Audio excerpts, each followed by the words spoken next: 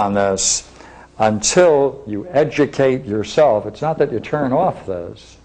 It's that this is sometimes called these are the two horses, and you are, of course, the charioteer. This is the dark horse, it's sometimes called, the ignoble one.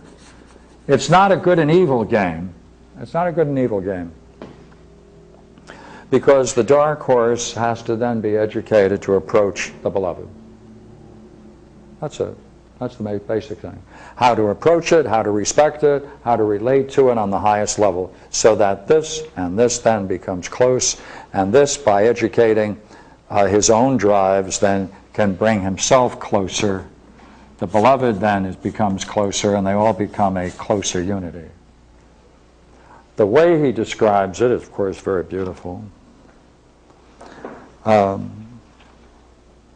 me jump to 254.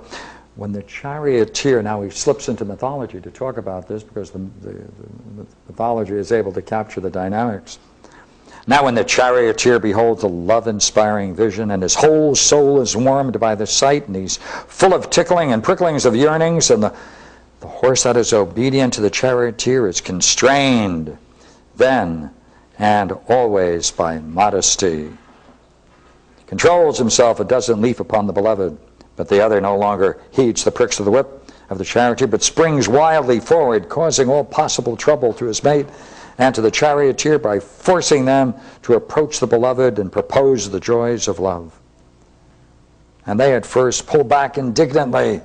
They won't be forced to do what is terrible and unlawful, but finally the trouble has no end and they go forward.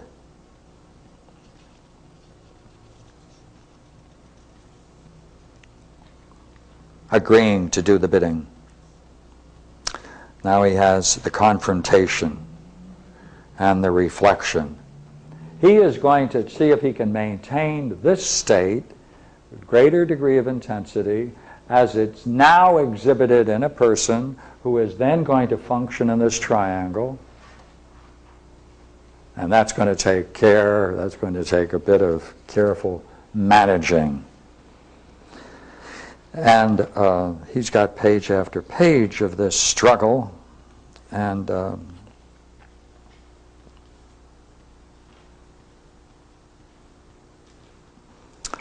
finally by slowly calming down the other side in the presence of that which they most desire, there's the transformation. And let me just get there and skip the struggle.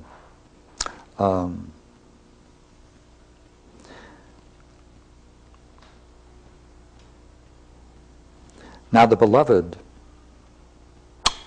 receiving all service from the lover, as if he were a god, since the lover is not feigning but is really in love, and since the beloved himself is by nature friendly to him who serves him, although he may at some earlier time have been prejudiced by his schoolfellows or others, who said that it was a disgrace to yield to a lover, and may for that reason have repulsed his lover, yet as time goes on, his youth and destiny cause him to admit him to his society. For it is the law of fate, Adrastia, that evil can never be a friend to evil, and that the good must always be a friend to good.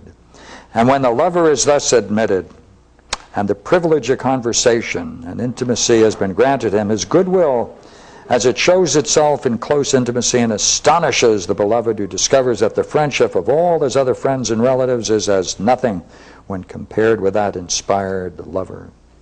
And as the intimacy continues and the lover becomes near, right, and touches the beloved in the gymnasium and in their general intercourse, then the fountain of that stream which Zeus, when he was in love with Ganymede, called desire, flows copiously upon the lover. Some of it flows into him, and some, when he's filled, overflows outside, just as the wind or an echo rebounds from smooth and hard surfaces, returns whence it came. So the stream of beauty passes back into the beautiful one through the eyes, the natural inlet of the soul, where it reanimates the passages of the feathers, waters them, makes their feathers to grow, filling the soul of the loved one with love. And so, love. He knows not with whom, doesn't understand its condition, can't explain it, like one who's caught a disease in the eyes for another, can give no reason for it. But he sees himself in the lover as in a mirror, but is not conscious of the fact. Because the similarities are so great, he sees the other in himself. And the lover's presence, like him, he ceases from his pain, and in his absence, like him, he's filled with yearning, which he inspires, and love's image, requited love, dwells with him. Skipping like the lover, though less strongly, he desires to see the friend, touch, kiss, and lie down with him, and naturally these things are soon brought about. Now, as they lie together, the unruly horse of the lover has something to say to the charioteer and demands a little enjoyment in return for the many troubles. And the unruly horse of the beloved says nothing, but teeming with passion and confused emotions, he embraces and kisses his lover and caresses him as his best friend. And when they lie together, he would not refuse a lover any favor if he asked for it. But the other horse and the charioteer oppose all this with modesty and reason. Now the better elements of the mind which lead to a well-ordered life and philosophy prevail, then life of happiness and harmony here on earth. Self-control, orderly, holding in subjection that which causes bad or evil in the soul, and giving freedom to that which makes for excellence. And when this life is ended, they're light and winged. They've conquered in one of the 3 Olympic contests. Neither human wisdom nor divine inspiration confer upon man any greater blessing than this. If, however, they live a life less ignoble, right, less noble and without philosophy, then certain other things follow. So, that's the way he constructs the myth. That's how he brings the two, right, the way we started. We said he's going to bring in the myth on 2 levels, a journey of the soul on one side, and he's going to bring in the earthly side together, so you can take the story on both levels. And that's the way he constructs the myth. I've skipped several parts because of the time, but I hope certainly that we can go back to it some other time. It's a great myth. And I did want to have a chance so you could throw open some questions, and perhaps I can read some more. Okay. Was this for the firstborn soul? Pardon me? Was this for the firstborn? There was a mention. Yes. See, because was it a myth where you come back, if you're going to reincarnate, Right. kind of you choose the ones who, within the Yeah. limitations Yeah. of your past karma, That's you right. choose where you're going to come back. So That's right. would you, under those circumstances, choose for one your archetype that you're going to follow, and the type of beloved, etc.? Yeah, there are 9 orders, Right. right? 9 orders of reincarnation, right? And therefore, if, is your point, if you are not among the first, if you're among the first, remember that's going to be the philosopher, the lover of beauty, all right? And would you then also choose the archetype you're going to follow? Yes, yes, that's Zeus. Yeah, that's Zeus. That's right. Yeah, that's the leading one, Zeus. Another question. It seems, again, we think, let's say, war is always evil, whereas it seems that you can follow auras correctly or incorrectly. Oh, yeah. That's right. That's right. Yeah, that's right. That's what he's saying. Yeah.